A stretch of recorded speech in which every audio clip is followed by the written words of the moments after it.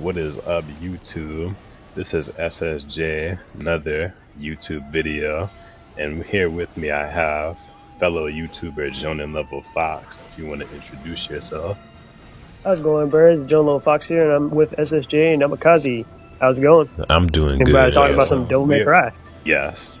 So we're here to talk about the Netflix Devil May Cry, and we both had made YouTube videos talking about this show because, as you know, the show has kind of been under fire lately, mixed as far as reviews have gone. There was kind of talks about whether or not it was going to get a season 2, but I kind of already knew it was going to get a season 2, and I believe it was yesterday it was announced that it got a season 2. What are your thoughts on that? Yeah, I mean, it's no surprise. I mean, you know how Netflix is with the whole, like, what they do lately where they, like, put out, like, a couple of episodes. Like, you know, this we got 8, and now it's like, oh, the second half of, like, season 1, pretty much. That's how I call it. But, you know, that's to be expected. Yeah, and unfortunately, we have a lot of people that are trying to say that people like us need to just accept the show for what it is, and that the show, we should be glad that we got Devil May Cry content. What are your thoughts on those comments?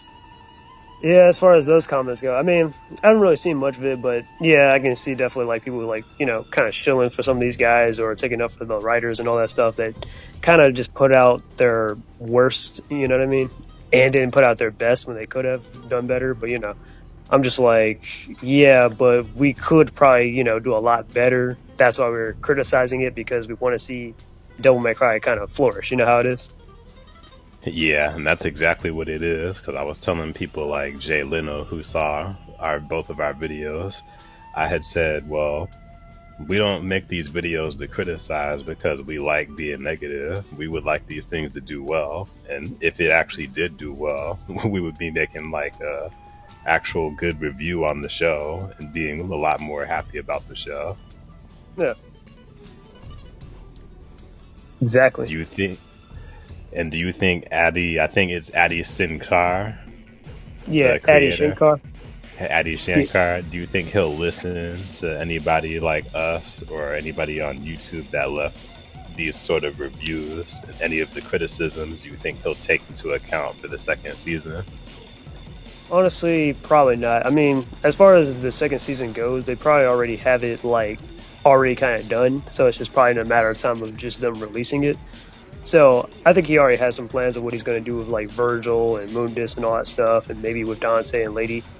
But yeah, nah, he's probably going to keep doing it, especially what he did to that ending and stuff. I was like, yeah, no, there's no, he has full, complete control of what he's doing. So no editor, none of that stuff. So he's going to definitely full speed ahead, whatever, with this. Right. Now, as far as the ending go, I've seen people try to argue and say things like, well, Dante is still just getting the grasp of his demon powers, and he wasn't as strong as, like, let's say Devil May Cry, like in this video here. But I still think that something like the lady, I think she shot him in the neck, the back of his neck with a needle, and that's how he got knocked out. Yeah, she like, Dante, oh no, sorry. No, I was about to say, yeah, she like tranquilized him or something like that. Yeah, she tranquilized him, but you would think somebody like Dante would have enhanced senses. It's almost like the White Tiger situation from Daredevil Born Again. You would think somebody like him would be able to tell like she's about to pull something on him and maybe move out the way. What do you think? Yeah, and there was like several times in the show, like in the beginning, you know how like when all those mercenaries about to show up on Dante's you know, shop and stuff, Dante was able to like, yeah, so there's not like 50 guys out out back trying to like, you know, take my necklace and all that stuff. Like he knew exactly like 50 dudes and stuff was out there, and I'm like, so lady just all of a sudden just coming up behind him with malicious intent managed to just get one over on Dante. And it kind of reminds me of like Devil May Cry 2, where like Lucia, I wouldn't say she tried the same thing, but you remember how like in Devil May Cry 2, like Lucia wanted Dante to try and kill her, so she tried to attack Dante out of the blue, and Dante like swiftly dodged, and then like, you know, he pulled his gun on her and everything. So I'm just saying that could have been how, you know, if Lady actually tried that. Right. And speaking of Lucia, I did catch her cameo. I believe it was the first episode. They were capturing mercenaries. I believe Yeah, she was caught and they just threw her to the ground. yeah. I'm not gonna lie. I mean, I'm actually glad to see Lucia and stuff because it's been a long time. It's like it honestly feels like they kind of neglect her inside Don't Make Cry the most. But I mean, the way how she got captured, though, I'm like, nah, there's no way, no human, just like yeah, military guys are gonna just all of a sudden capture Lucia. Like, nah. How do you feel about the government slash military being used within Devil May Cry, like this Netflix universe? Because I think it kind of doesn't make sense. I feel like they're trying to do like a Suicide Squad situation.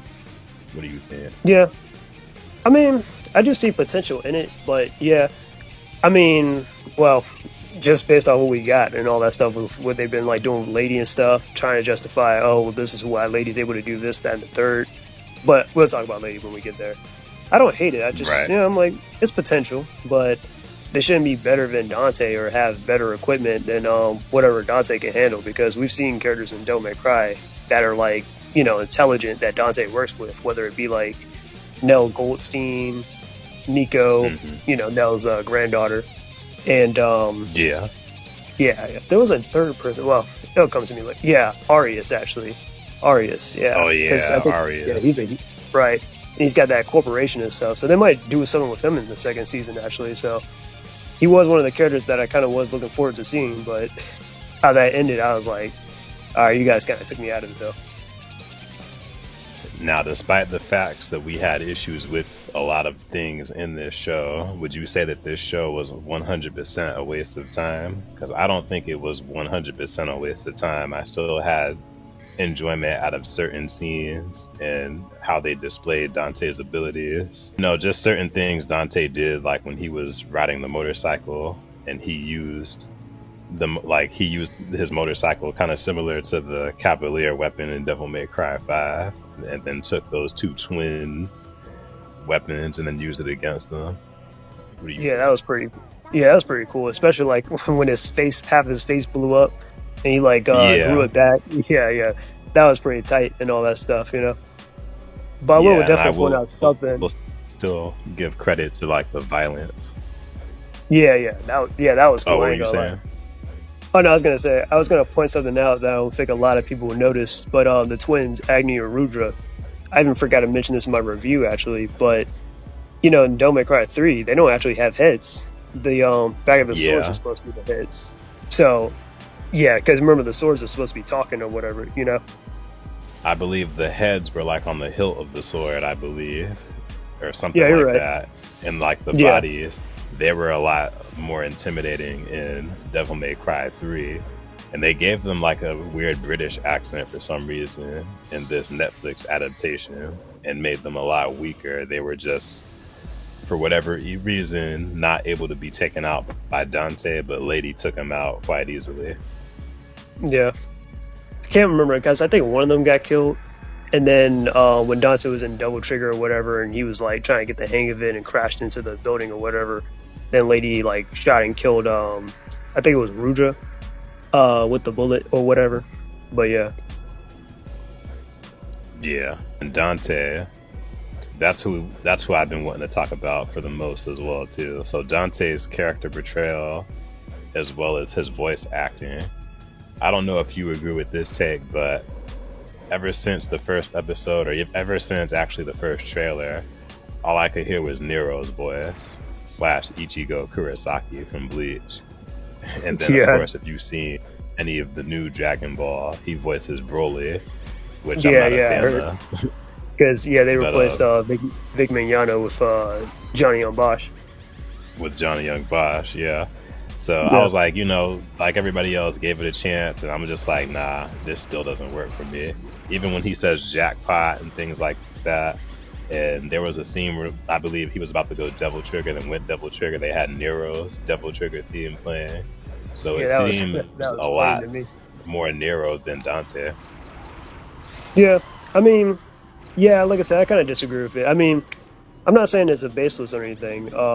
When I think of like Nero or Ichigo and like Johnny Young Bosch's voice, I think of like because you know how like they're kind of short-tempered characters and stuff, where they're always yelling and all that. Yeah. Yeah. Dante, he wasn't really doing a whole lot of that, and the way how I see it with like you know, Nero and Ichigo. I mean, there are a little bit of similar archetypes to Dante, especially Nero, since you know he is Dante's nephew after all. So he's kind of like the modern, you know, teenage or younger Dante and stuff currently. But still, I think it can work. But if they really wanted to like do something, because I mean, I guess it's a little bit lazy that okay, well you just went with Johnny Young Bosch, but I mean, it could have been interesting if you actually went back to like the first two voice actors that voiced Dante from like Devil May Cry 1 and 2. Yeah. Yeah, that's what I'm thinking too. Actually, when it comes to voices, like I'm very good and I pick up on it with my ears pretty well. So somebody like Johnny Young Bosch, I've heard him for many years. I believe he was the Black Power Ranger at first, and then He was he started Adam. voice acting later. But you know, I've seen Bleach, and he's Ichigo, and then he started doing other characters. I believe he voiced the one character off of yeah, Because he was Vashta Stampede. yeah, Vaster Stampede on off of Trigun. Like he kinda, sounds just like Ichigo too. So I just now realized that. Yeah, so like to me, as good as he is at certain voices, like he's not able to do other voices that are outside of that character archetype. Because like Dante, to me, like when Ruben Langdon voiced him in Devil May Cry 3 and 5, like that's just the perfect Dante. And he was two different ages as well too.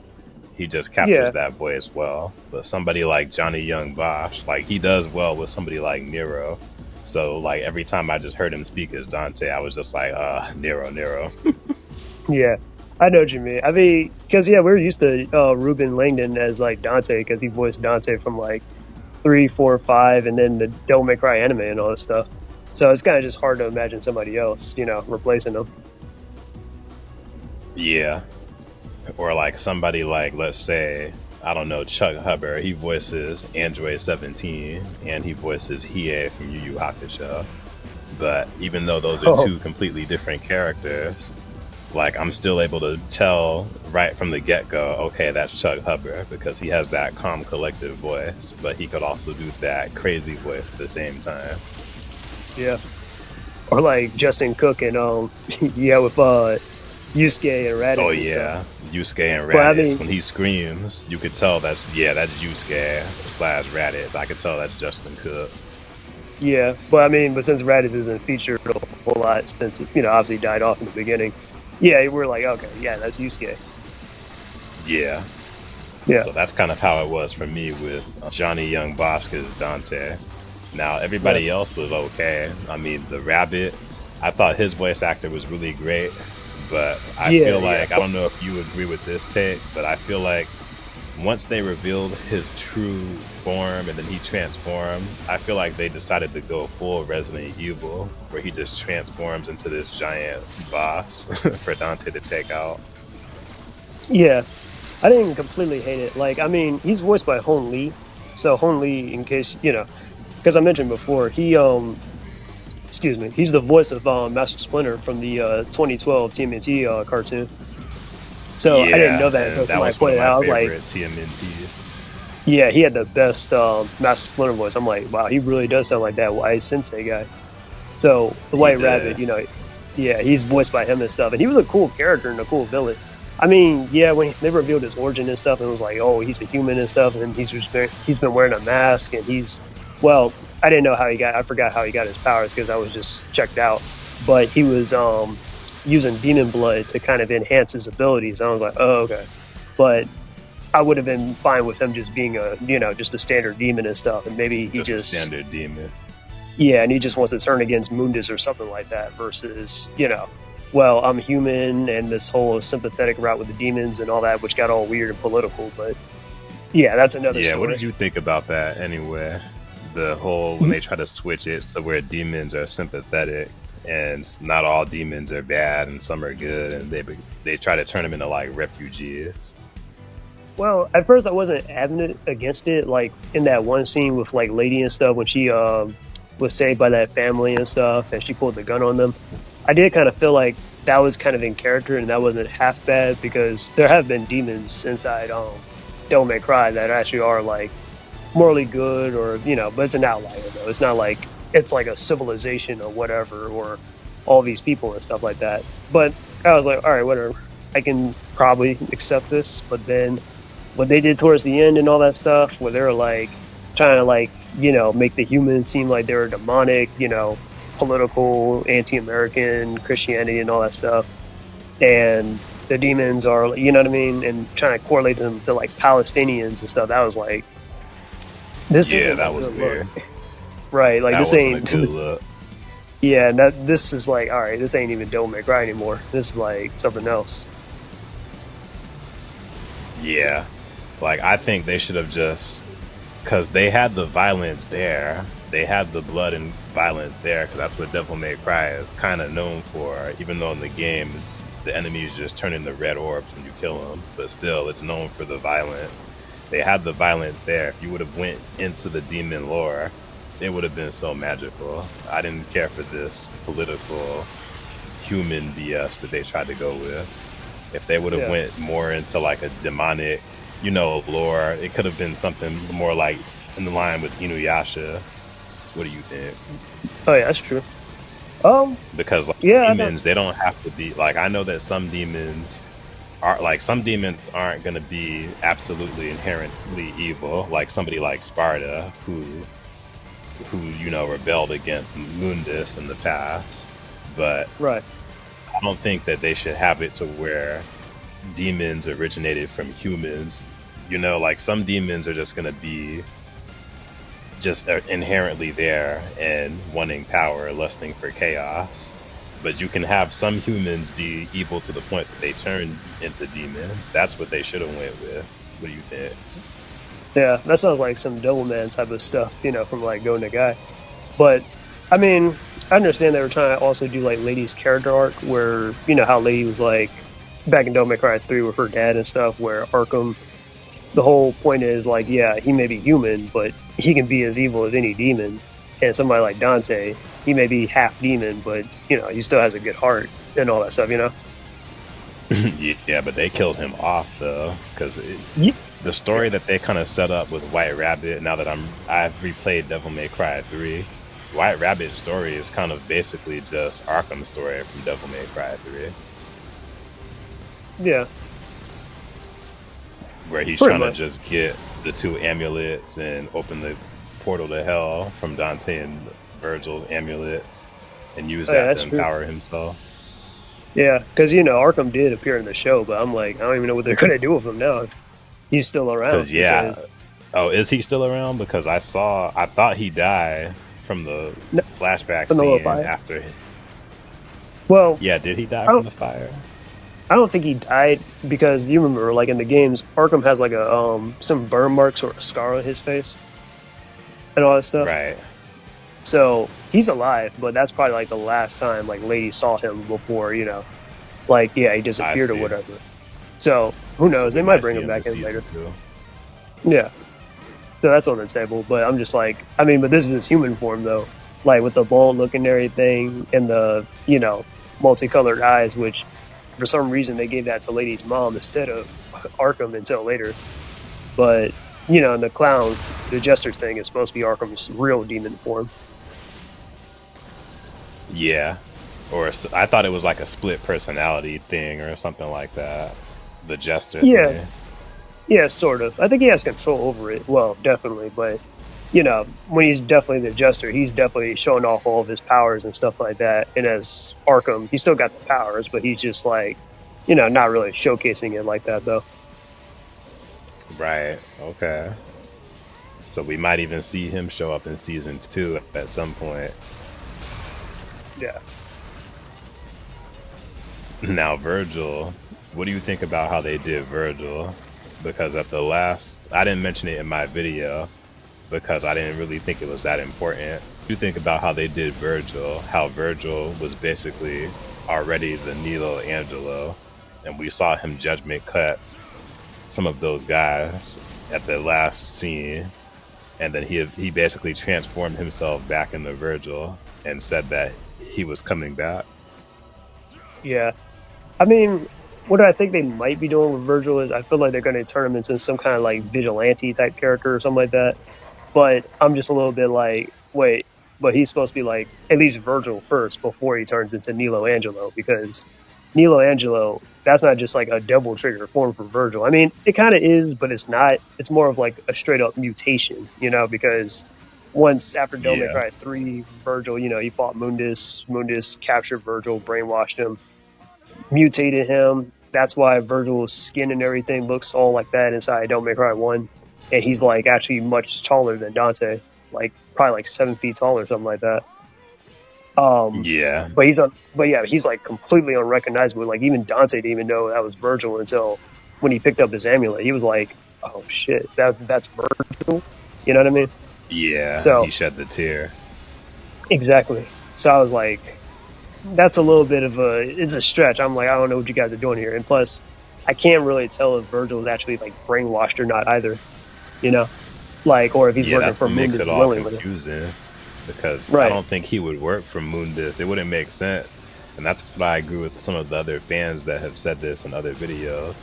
I don't think that it would make sense to have Virgil willingly work for Mundus, somebody that your father's mortal enemy, and your father is somebody that you respect dearly, the son of Sparta. You respect him.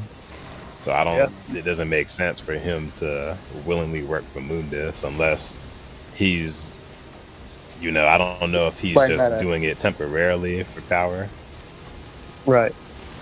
Yeah, I don't know. I mean, it seemed like they got Virgil looking like Sasuke or something, working for Orochimaru. Yeah, it's like a Sasuke and a Orochimaru situation. Exactly. So, like, I mean, I and don't I want them to just do saw, Virgil like but that. exactly. Like, I mean, I just saw on Twitter too that Andy Shankar, he said something about Virgil's supposed to be like, well, he's an anti-hero, and I'm like, Virgil's. I mean, he kind of is, but he's also not. He's more of a chaotic neutral type character. You know what I mean? Or kind of like low key a villain, because Virgil has killed innocent people before, or he's caused like different types of so and so. But he was like, no, but wanting absolute power is the ultimate form of like, I don't know, heroism or whatever he said. I was like, no, no. Virgil wants all that because Yeah. self gain and all that stuff. And I mean, in a way, he also wants to make up for his weakness for not saving his mom too. But still, I'm like, nah, Virgil. I mean, he tried to kill Dante. He ripped off Nero's arm. I'm like, yeah, no, he ain't. I don't know about no anti-hero, but okay. Yeah, like if he's talking about just the Virgil character in general being just a straight up anti-villain, then yes, or anti-hero, then he would be incorrect to just straight up call him that, because like you said, he is more of a chaotic. He does have more of a chaotic evil, and he is quite psychotic in the fact that he's always trying to kill his brother, or he ripped off Nero's arm with no regard, and he's willing to kill innocent humans and demons to fulfill his goal. So while he's not one of those villains that's out to outright destroy the world, he's just one of those villains that's he's lust for power. But Right. after, I'd say, like Devil May Cry 5, he's come to his senses, and he's seen that like what he's done to the world is, he's caused too much damage. So Yeah, like we see he as tried like to turn a his new leaf. human half like V and stuff. Like V had those regrets, and it was like, I gotta fix this. I gotta undo this mess and all that stuff. Yeah. And So plus in he the show, is the type that is willing to change. I say, and plus, I mean, they just showed Virgil like literally killing human soldiers and stuff like that. Even though you can be like, oh well, oppressive or whatever, but still, he just kills some human soldiers and stuff. And I'm like, yeah, that's not what an anti-hero would Dante do. wouldn't do that. Right. But I mean, how Dante's characterized in the show, I don't mind it too much, because I mean, he's not like straight up like when he's fighting other humans and stuff like that. You see he's holding back, or he's like not trying to like take anybody out lethally and stuff. And just trying to play it off like, well, it's a challenge or whatever. Yeah. So Lady, I wanted to kind of wait on her. So we'll talk about Lady's characterization. She had an episode dedicated to her, which I skipped initially, but I did go back and rewatch just to get some clarity on some things in the story and on how she relates to the White Rabbit. And what are your thoughts on how they portray Lady and her personality? Because a lot of fans think that this is the ultimate badass, and this is this is the like Adi Sinkar, I believe he made a post on Twitter saying that this is comic accurate, this is game accurate, this is how Lady is supposed to be portrayed. What are your thoughts? Well, for a while, and this this is actually up until episode 8. I mean, I tolerated Lady and stuff, and I was like, well, she is kind of a little bit like I wouldn't. Well, she don't curse obsessively like she did in the show, but she's a little foul mouth, a little tomboyish and stuff. In the games, Lady is supposed to be a little bit more alluring, where not a lot of people know about her background like that. You know, even her own name, Mary. Like the only person that really knew her name like that was Arkham, and sort of Dante. But you know, from then on there, you know, Lady started going with the name Lady and stuff because once she killed her dad, she left her past behind her and stuff. So that's what makes her a little bit kind of like a mysterious, alluring kind of character and whatnot. You know, even how she was like introduced and stuff. Like people were like, well, not people, but you know, she was just this mystery. She was like, who is this? And what's she got to do with this whole thing? And then, you know, we learned that out later. Here, we kind of already, we kind of already know, like, Lady's, her background. She's working for the military. Her full name is Mary Arkham and all that stuff, which a lot of people know and stuff like that, etc. So, yeah.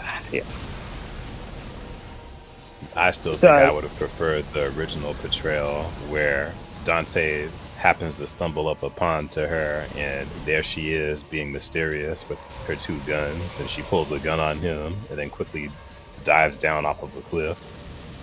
But then you see her in the next scene taking out demons by herself. Exactly.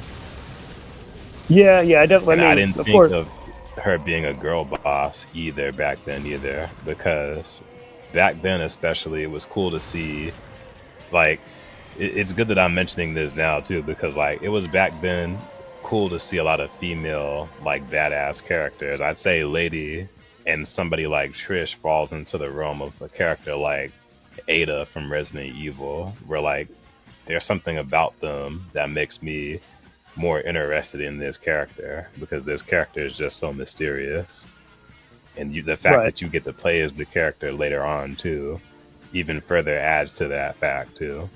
And the character didn't come off as like this aggressive, like, oh, I'm better than you type character. She came off as like, oh, I can hold my own, but I'm here to back you up at the same time, Leon or Dante.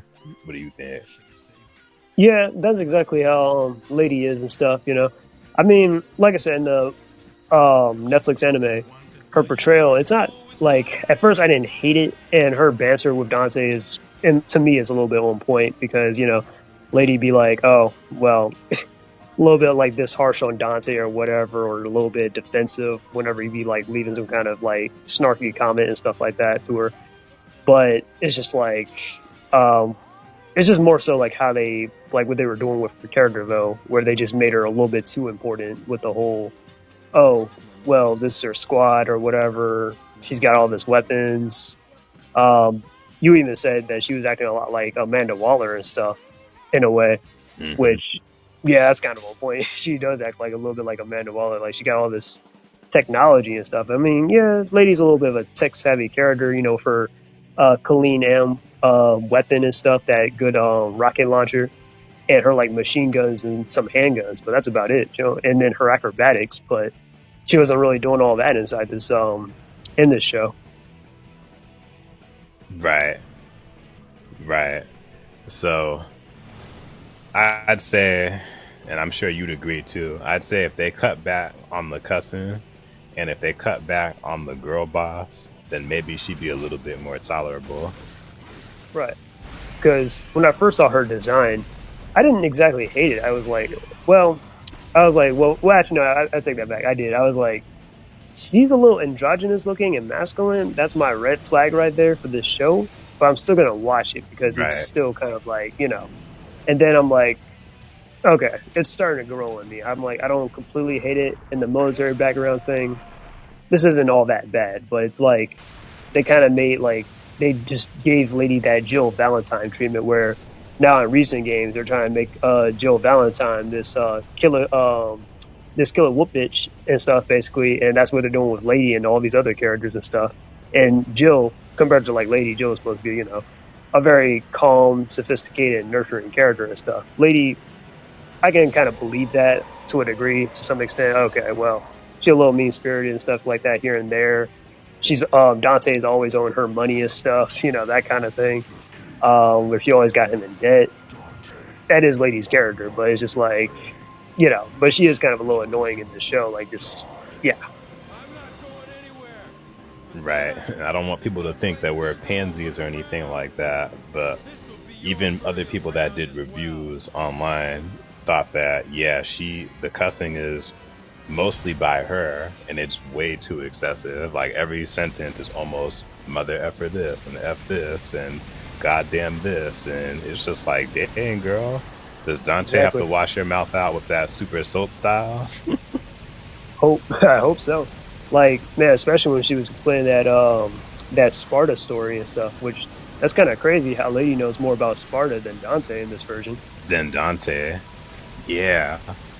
Now, I also kind of stood by what I said. I thought that the Sparta stuff was kind of cool, but in hindsight, looking back into it, it's kind of lame how they've made it seem like Sparta kind of just disappeared and split the two worlds apart because he didn't want demons and those humans that were refugees, because they kind of switched that apart. Like it just kind of made it kind of all weird to me. So it kind of made it Yeah, seem like Sparta was the one that was at fault here, and it was his fault, even though the yeah. war was I think, started. The war was started by Mundus in the flashback. yeah, I think that's probably the White Rabbit, maybe victim blaming, I guess, because I mean that is kind of the actual lore. The refugee thing aside, just, you know, because, you know, Sparta did divide hell from Earth and all that stuff originally with the Yamato, and then you know, later on he settled down, married Eva, had Dante and Virgil. Then, you know, he left and died off screen or something like that. They don't really go into what much detail what happened around that era when he had Dante and Virgil. So yeah, we don't know. For all we know, they could probably write in and be like, "Oh, Sparta's actually been alive this entire time. We just didn't know it," or something. But yeah, Dang, that would be crazy because I know that if we're going by like Devil May Cry 5's continuity, Sparta was alive long enough to at least help take part in raising Dante and Virgil. He was at least alive long enough to give them both their swords that they use today, the Rebellion and the Yamato, respectively. oh yeah, yeah. He was definitely alive around then. Like the way how I see it, like he was alive, but he had disappeared or he left a little bit before, you know, the attack on their house and everything. And I think Dante and Virgil were like 8 years old when that happened. Um, you know, Yeah, so it yeah, definitely had, yeah, because I remember watching somebody, I think it was Dante's Rant Room. He was talking about how like basically Sparta shit, like he trained Dante and Virgil and stuff. So he like Dante, yeah, so it makes no sense why he doesn't know Sparta. And I'm like, I don't think Sparta trained Dante and Virgil specifically. He gave them their weapons definitely at some point before they were 8 or something like that, since that's their inheritance. But exactly train, I mean, not really if they're not able to take on some demons that killed their mom or something like that. But we don't know the full. We haven't seen the full context like that. So you know, yeah. I think what it was is that he gave them their weapons, but then he had to leave, and that was a little bit before that attack. That attack came to their house, so he didn't even have time to train them. He had just given them their swords. right? And I think Dante and Virgil. I mean, they probably have trained before, definitely, but they always have like this kind of innate like talent and stuff to be able to like do stuff because, you know, they're the sons of Sparta and all that, and they got this demonic blood, and, you know, blase blase. So Yeah, Right. And I'll at least give the show credit for that. During the flashback between young Dante and Virgil, it showed them using their powers when they were having like a, you know how brothers fight each other, and they both right. pushed each other around, and like it did a lot of damage to the house. And the mom Eva had to eventually come by and stop them and say, "Boys, calm down. Boys, calm down." Yeah, I love those flashbacks, and those are like that's definitely something I definitely will give the show. Like one of its pros is that it definitely gives us a lot of like some context that we probably haven't really gotten from the games and stuff that we can kind of a little bit apply here. Which it's a good thing we have a show for that. It's just that what they did with the other stuff is just my major problem. With this, I'm like, perfect. Love the flashbacks. Love this action. Dante, I'm cool with him as a character. I find him likable. He's a good lead. So on and so forth. Yeah, I agree. I agree. So we'll kind of wrap this up. We won't make it too much longer.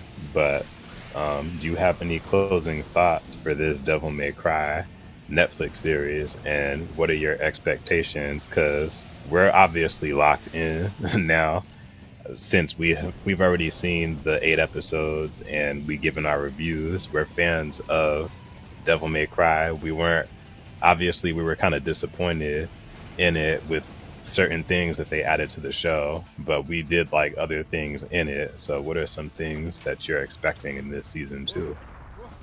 Well, I don't know what to really expect from here on out. It's definitely going to take quite a turn because you remember the DMC reboot and stuff. They it kind of seems like they went with like that kind of ending where like, oh, all the demons became aware and all that stuff inside the human. It feels like that with this show with that ending and all that stuff. Then as far as how they're writing Dante, where he doesn't know that he's like, oh, half demon, and he doesn't know about Sparta, it kind of feels like honestly, and he also doesn't have Ebony and Ivory, his twin, pistol guns and all that. So I'm like, okay, so Yeah, they're the kind of Ebony and writing Ivory. I forgot to mention that. exactly. It kind of feels like Dante's like Tony Redgrave, actually, like back when he was like that persona and all that. Because when he was Tony Yeah, his Redgrave, character before Devil May Cry. exactly, like when he was Tony Redgrave, it feels like because as Tony Redgrave, he had amnesia, so he didn't remember a whole lot of stuff like that. I mean, yeah, he had some nightmares about stuff like his mom and that some of that probably that PTSD and all that stuff, but he probably didn't like. I don't. It's because it's been a while since I read the novel. It's been like 2 years, but yeah, he had amnesia and stuff until later on towards the end. He was like, "My name's Dante," and then they rung like thunder and all that stuff. And he was like, "Okay, this is the Dante we know now from like Devil May Cry 3 and all that stuff from the start." Yeah, so yeah, that's how I feel like they were writing Dante as Tony Redgrave, where he's not at full power yet. Then my recommendation for like fans and Gotcha. stuff, honestly, I'm just like, honestly, this isn't really a good entry to get into Devil May Cry. So what I kind of suggest is just watch clips online on YouTube or something like that versus like watching the show because how things had turned out.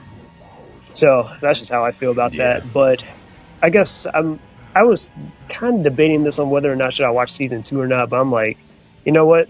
I'm gonna watch season 2, and I just bought the Devil May Cry HD collection that's on the PS4, so I can play those because it's been a while since I played the original first 3 Devil May Cry games. So I'm about to play it on PS4 and stuff. So I'm gonna play that while I watch the Okay. show, so I can kind of so I can be like, all right, well, at least I got this You can be instead of locked in. that.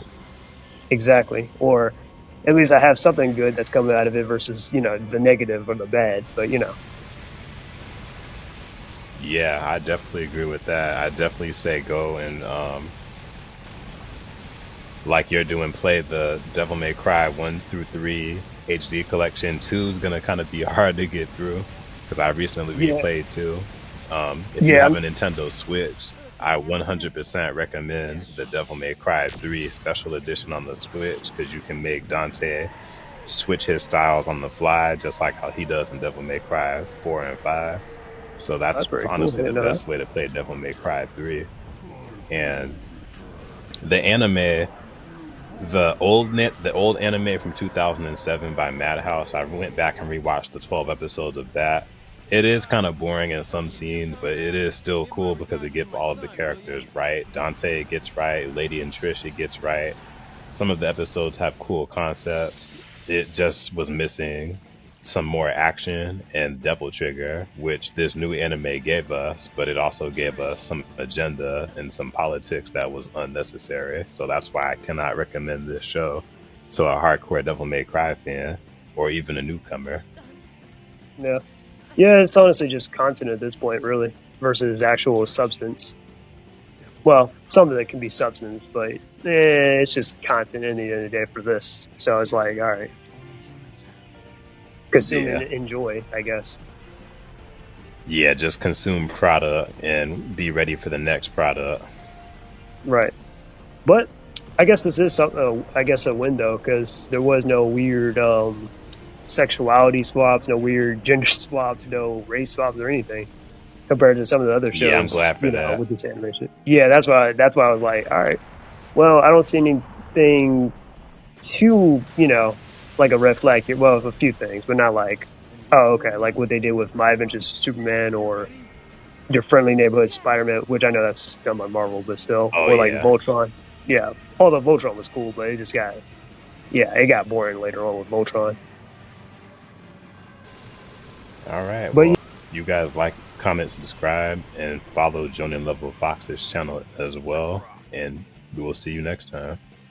All right. Take care. She don't wanna be saved, don't save her. She don't wanna be saved, don't save her. She don't wanna be saved, don't save her. She don't wanna be saved, don't save her. She don't wanna be saved.